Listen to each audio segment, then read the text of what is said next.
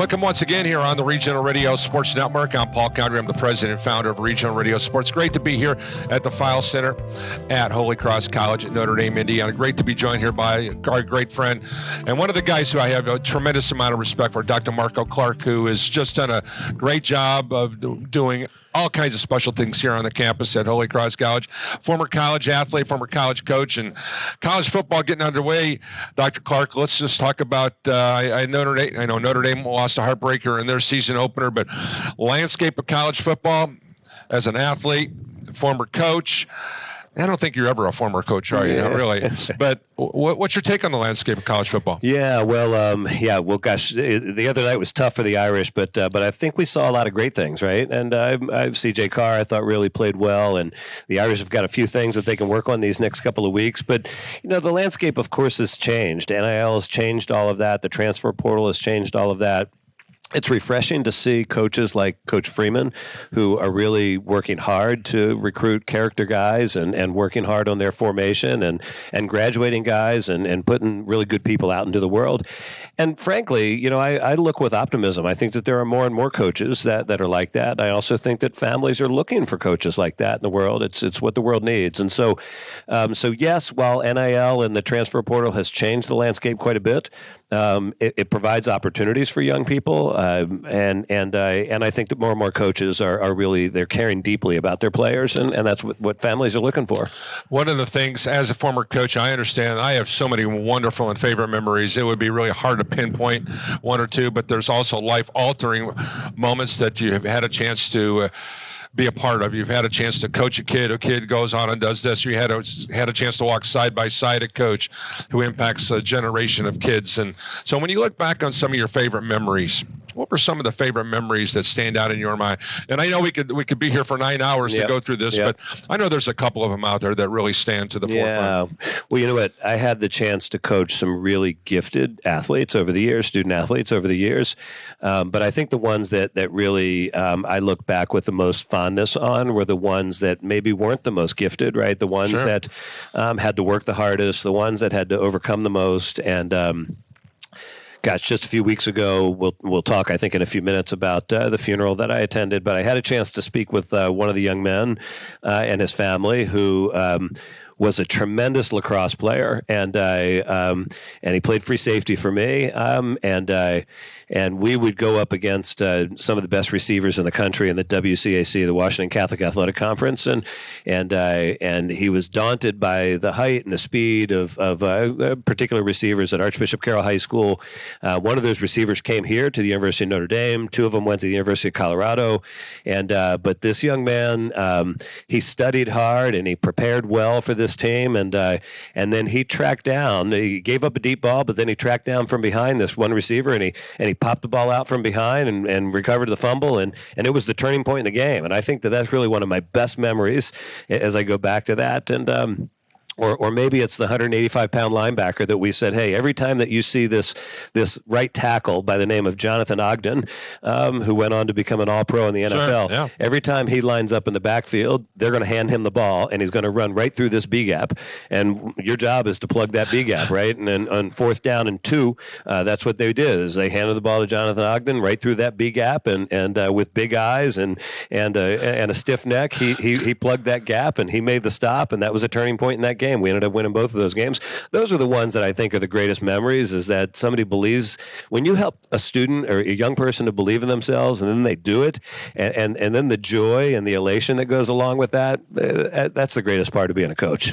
All right, I want you to take me back. I know that you and I have corresponded a lot over the course of the last couple of weeks, but I know you had a chance to go back and be a part of Tim Strachan's time when he was at the Math. Walk me through this amazing life of this man that walks side by side with you. Yeah, so let me bring you back first, Paul, to the early 1990s. The year was 1993, and a young man by the name of Tim Strachan was entering into his senior year of high school.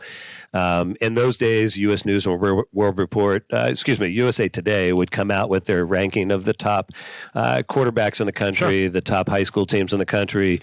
We at DeMatha, we were ranked in the top 5 in the country, and Tim Strachan was ranked as one of the top 5 quarterbacks in the country.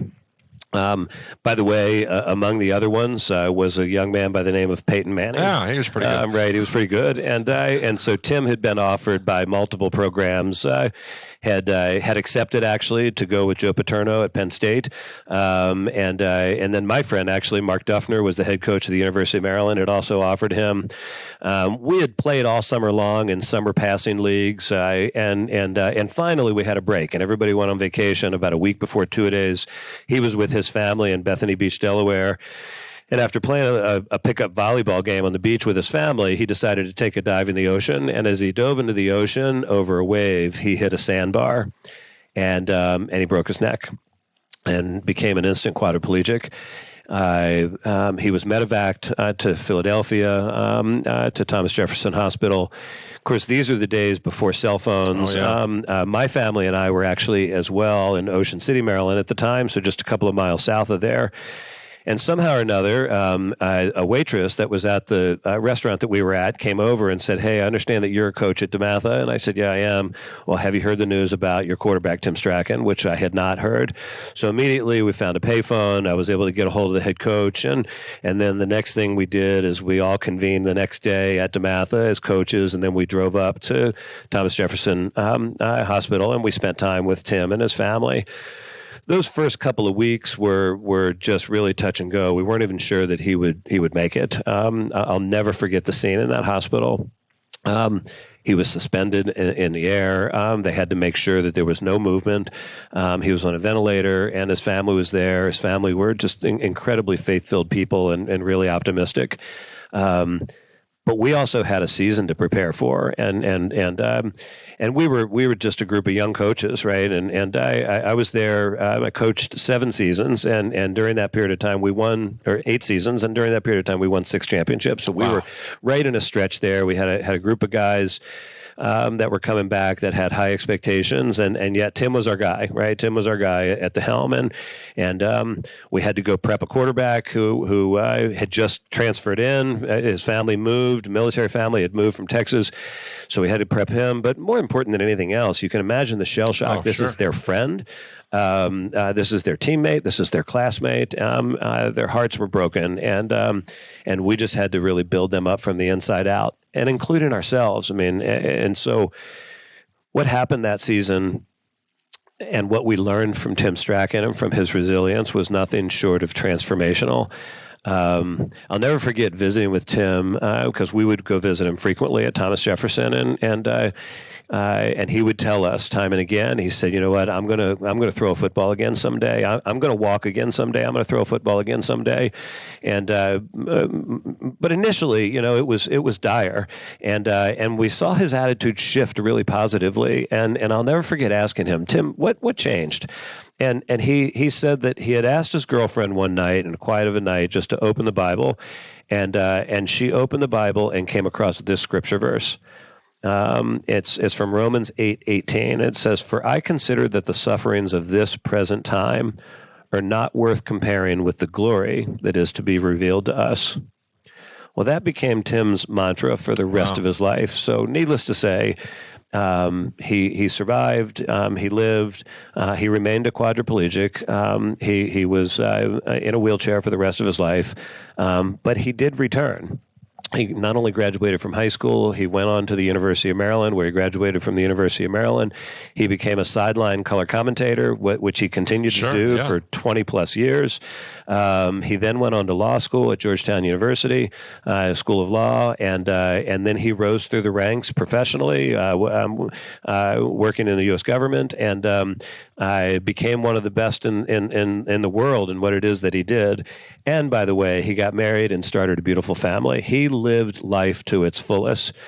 Sadly, about a year ago, he was diagnosed with cancer. And so we were in town back in Maryland to celebrate his life, just an unbelievable life, a life that he lived really to the fullest. And so much to learn from the life of Tim Strachan. Again, we were young coaches, and as I went back, and all the guys that we coached in those days, right, from those early 90s, they're all grown men now. They've all got families of their own.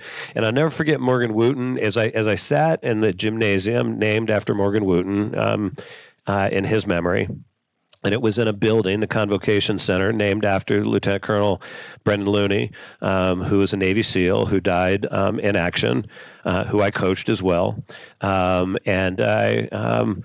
as I was on the campus at DeMatha High School, I was hired by the late John Moylan and mentored by him, and we were celebrating the life of now the late Tim Strachan. It was surreal to me that the Lord put me in a position to learn from these mentors. And now I realize that I myself am in a position to be a mentor for others, and there's a powerful expectation that goes along with that and responsibility that goes with that. And so I'm just glad. Thank you for giving me the opportunity to share about Tim Strachan. I would really encourage people to look up Tim Strachan's story. Sure. It's amazing story. T13 was something we had put on the back of our helmets that year. We did go on to win the championship again that year. But really the championship came on the life that we all learned to lead from the life that Tim Strachan led. It's a great victory knowing that you're going to spend eternity with Jesus Christ. I'll tell you what, our family going through this right now. Her father, my wife Tanya's father, is in a situation right now, is in hospice and is ready to go see Jesus. But you look back on the victories, and you look back at the victories that your life has when you walk that path with Christ. And I know that in Proverbs 3:5-6, trust in the Lord with all your heart, lean not on your own understanding, in all your ways acknowledge Him, and He shall direct your paths. And you think about putting Christ, and and it's the same situation. What you're trying to do here at Holy Cross College here at Notre Dame is when you put Christ at the forefront of what your mission statement is on how you coach, how your athletes play, if they're respected, if they see the kind of guy that you are. And I'm trying to pump you up because I believe in you, but I'm pointing at when you lead with Christ at the center of your heart and at the center of what you're trying to do professionally. This is the reason right now Holy Cross is seeing some of the fruits of the largest incoming class in your tenure, because you have put Christ at the forefront of the mission of this institution, of what the athletics department. And I commend you wholeheartedly for doing that, because that's not easy in today's age. No, I think that first off, we know what higher ed is facing today, Sure. right? And in this state alone, we're seeing declines in the number of high school students that are going on to college. We have the benefit of sitting right here in what I think is the greatest zip code in Catholic higher education in the world, right across the street from the University of Notre Dame, Our Lady's University, and students have unbelievable opportunities. The first and foremost role that we play in Catholic higher education is to create encounters with God. And we don't shy away from that at Holy Cross College. I do believe that the reason for our growth and our success is because we don't shy away from that. There is academic excellence here as well, and we celebrated that in our most recent Under the Arch newsletter with some of the excellent faculty, really extraordinary faculty that we have at this small college that focuses in on, as a teaching college, right? We've got one of the top R1 research universities in the world across the street, and we get a chance to partner with them in all of those areas. But here, our focus is on teaching and learning and mentoring, and it's something that we often talk about as the Holy Cross Way. Right? We get a chance to accompany, to walk side by side with all of our students, whether it's our coaches with student athletes or in the classroom with our professors. Do you know that research shows that in higher education today, that if students can have one meaningful relationship with a professor, that it exponentially will make them more successful in being able to have an on-time graduation rate, right? And successful experience in college. Just one. Well, here they're going to get a chance to have that with dozens, right? And then our Office of Student Success, I'm really proud of the fact that we've reframed that to where our success advisors are now called success coaches, right? Because I think that every one of us needs a life coach. So imagine coming to a college now and basically getting a life coach, somebody that's going to walk with you side by side all the way through your college experience. So these are some of the things that contribute to the Holy Cross Way. This is a place where most colleges will tell you, hey, you won't get lost here. right? Well, I say this is a place where you'll be found. Right. And I think that this is what's contributing to the growth of Holy Cross College. When you look at the, I know that giving is up tremendously. I know the record-breaking numbers. I would think it was $9.4 million as people have opened up their purses and pocketbooks and their wallets to help to see some of the initiatives. Let's talk about the importance that people can still. It's not always you can always come to an athletic event or be a part of this or be a part of that. You can still help and you can still give because there's a wide variety of ways you can help. Starting with number one, how about prayer? Yeah. Let's put that to the forefront and open up your wallet and help. Yeah. So, you know what? So I'll mention a few things. The Devotional Shrine was the very first project that we took on when I first came to Holy Cross. And I'm really very grateful to, there was a donor who came forward, Mr. Charlie Kitts and Betty Kitts. Betty is now deceased, God rest her soul. And I'm so grateful. That was a transformational project for our campus. And then what began happening after that as well is that we've got work that's being done already on the athletic stadium, the athletic field. Very grateful to all the donors that have contributed to that. The first phase of that is done. We now are building a new residence hall, which is much needed for the campus. We're in the early design phases of a new student union. But I think I can't go without saying that we've had to put now a new focus. I think tragically, a lot of people have recently read or heard about. You know, we had 7 students who were just recently hit by a car at the intersection of 933 and our entrance, making their way over to Notre Dame. And this tri-campus community is such a vibrant community, and students have so many incredible opportunities in the tri-campus that we've already taken some steps to increase the safety measures at that intersection. But that now needs to be a top priority and an even greater priority. So safety is something that has really become top of mind for us.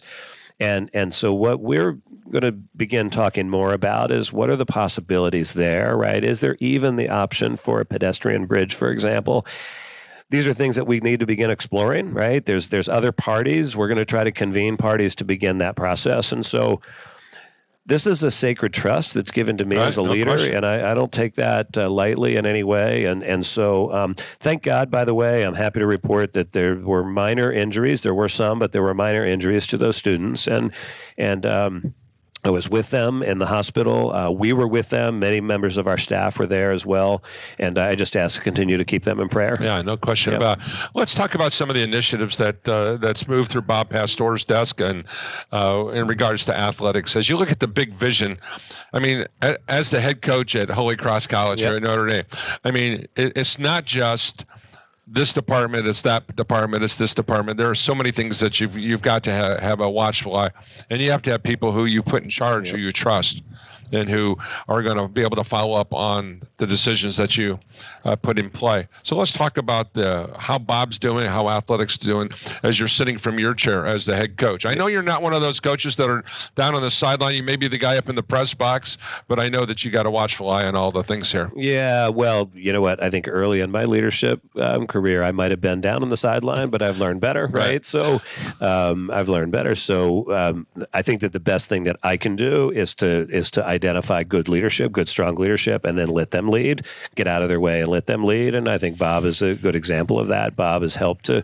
shape a culture just in a very short period of time here in our athletics department that is just really positive. I just see so many great things from all of our coaches across the board. I'm excited about what's happening on our fall sports programs already, and just the changes that we're seeing with the new locker room additions and on the field itself, the fencing and the scoreboards and the sound system and the lighting. Right, I can't wait for the day when we drive by 933 and we see the aura of that field and stadium complex lit up. It's just really remarkable, and we see a community that's already getting behind us. Right, with the donors that have come forth for that, with First Source Bank, First Source Foundation, really remarkable, the Garitoni family as well, and then the other donors that have contributed to that. So it's exciting. And Bob has taken this mantra and run with it. He brings in amazing speakers, like one that we have here on campus today. So real credit to him. But we've also, we've got a great host of vice presidents here, and I'm the one that gets to wave the flag, and I'm the one that gets to sit in front of all of you on these podcasts and other things. But really, it's the remarkable vice presidents and the faculty that are the boots on the ground and the coaches that are on the field. I mean, that's what makes Holy Cross such a great place.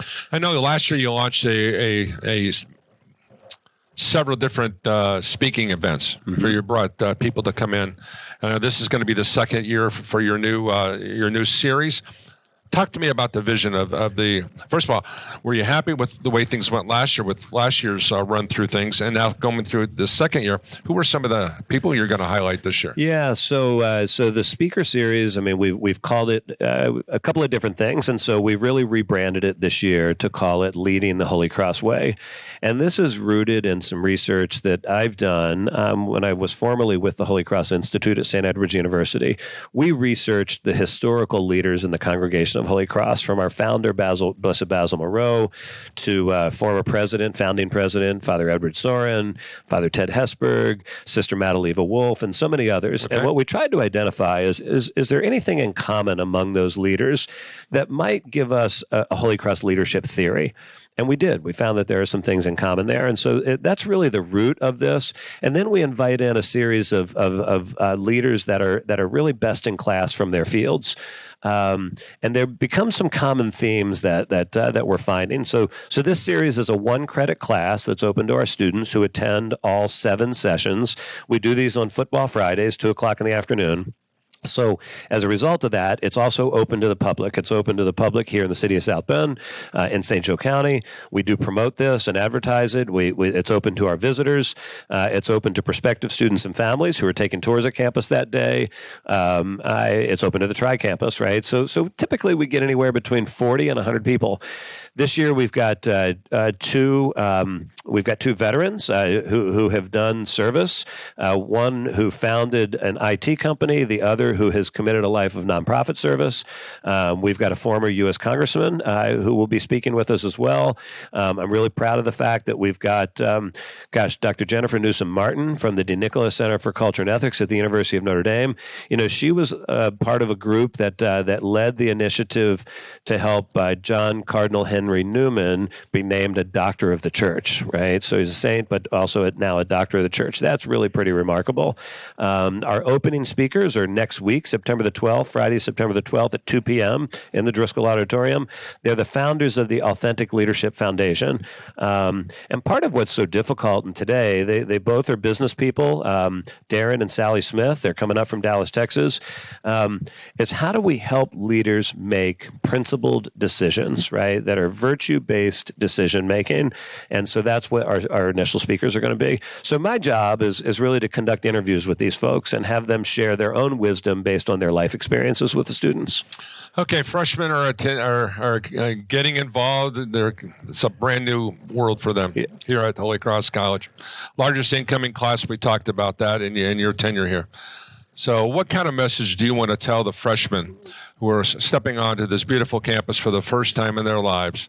What's the message you have for your freshmen? Two things, right? Two things. So the first thing is this, is that first you form your habits, and then your habits form your future, right? So they really need to pay careful attention to their habits, their sleep patterns, where they study, when they study, and then also the habits of the heart, the virtues, right? We spend a lot of time talking about those virtues. And of course, certainly at the core of those are the theological virtues of faith, hope, and love or charity.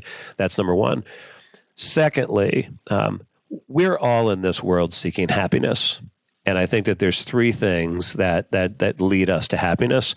Number one are authentic relationships, right? And so really to seek authentic relationships. Number 2 is finding your purpose. And part of our job here at Holy Cross College is to help them find their purpose. But number 3, the greatest source of happiness or the greatest source of joy comes from finding Jesus. Amen.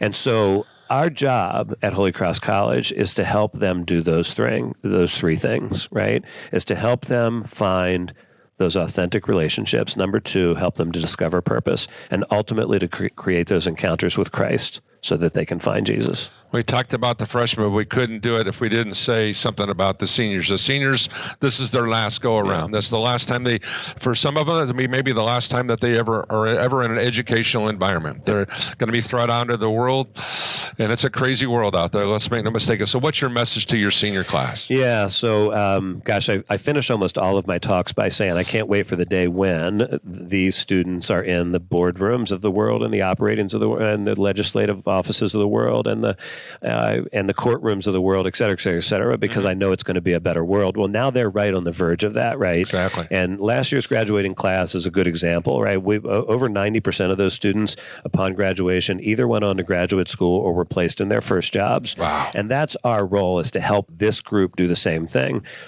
They're scared, right? And this is a world right now where they're seeing a lot of their peers not be able to find jobs, and they don't know what that next step is. So we're here to walk that journey with them.